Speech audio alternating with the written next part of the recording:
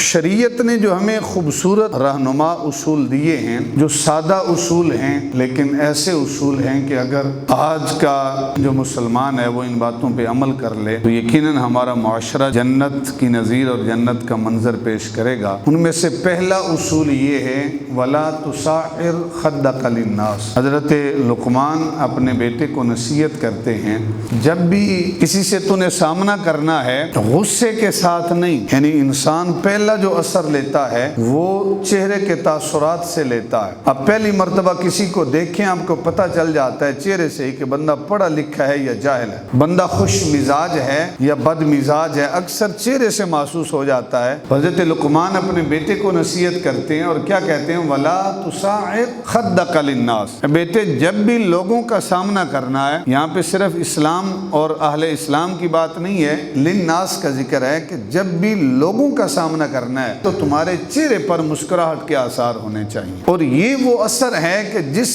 اثر کو انسان کبھی بھولتا ہی نہیں ہے۔ اور اللہ کے محبوب کا فرمان یہ بھی ہے اپنے مسلمان بھائی کو مسکرا کے ملنا، مسکراتے ہوئے چہرے کے ساتھ اپنے مسلمان بھائی کا استقبال کرنا، یہ بھی صدقہ ہے، اللہ اس پر بھی تمہیں اجر اور نیکیاں عطا فرماتا ہے۔ دوسری شے کہ انسان چہرے کے اثر کے بعد جس چیز سے اثر لیتا ہے وہ ہے زبان کا کلام۔ اگر بولنے میں مٹھاس ہے، بندے کہتے ہیں یار فلاں بڑا میٹھا بولتا ہے، اور اگر بولتا ایسے ہو کہ گالیاں ہوں، زبان پہ خیر کا کلمہ نہ ہو، تو پھر بندہ کہتے ہیں یار اس سے تو بندہ نہ ہی ملے تو بہتر ہے، اس کی زبان تو ایسی ہے جیسے کسی انسان کی زبان نہیں ہوتی۔ اور اللہ نے قرآن مجید میں ارشاد فرمایا وَقُولُوا لِلنَّاسِ حُسْنًا، کہ جب بھی لوگوں سے کلام کرنا ہے، پیچھے بھی للناس تھا اور یہاں بھی للناس ہے کہ جب بھی لوگوں کے ساتھ کلام کرنا ہے تو تمہارا لہجہ تلخ نہیں ہونا چاہیے بلکہ تمہارے لہجے میں مٹھاس ہونی چاہیے، ایسا لہجہ ہونا چاہیے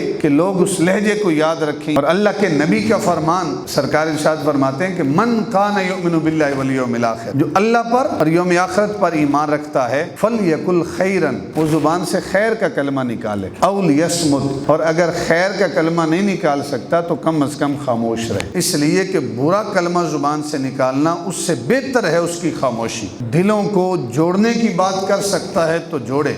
آپس میں دو بھائیوں کو ملانے کی بات کر سکتا ہے تو ایسا کلمہ نکالے، دو رشتہ داروں کو آپس میں ملانے کی بات کر سکتا ہے تو کرے، اور اگر دراڑیں ڈالنے کی بات کر رہا ہے تو بہتر ہے اس سے وہ خاموش رہے۔ جو تیسری بات شریعت نے ہمیں سکھائی ہے وہ یہ ہے کہ ہر انسان کے اندر خیر بھی ہے اور شر بھی ہے۔ میں کسی انسان کو دعائیں دوں، اس کے کام آؤں، وہ ضرورت مند ہے، اس کی ضرورت کو پورا کروں، تو اپنے خیر والا معاملہ، بھلائی والا معاملہ اس کے ساتھ کر رہا ہوں، اور اگر میں اسے گالیاں دے رہا ہوں، اس کی غیبت کر رہا ہوں تو شر والا معاملہ ہے۔ شریعت یہ کہتی ہے کہ اگر کسی کے ساتھ بھلائی کر سکتے ہو تو کرو، اور اگر بھلائی نہیں کر سکتے تو پھر کسی انسان کو اپنے شر سے تکلیف بھی نہ دو۔ یہ تین چھوٹے چھوٹے وہ اصول ہیں، کوئی لمبے چوڑے نہیں، اس کے لیے زیادہ کوئی تکلیف، کوئی محنت، کوئی کوشش، کوئی سٹرگل کرنے کی ضرورت نہیں ہے، لیکن چیزیں ایسی ہیں کہ اگر ان چھوٹی چھوٹی تین چیزوں پہ آج ہم عمل کر لیں تو ہمارا جو معاشرہ ہے وہ جنت کا منظر پیش کر سکتا ہے۔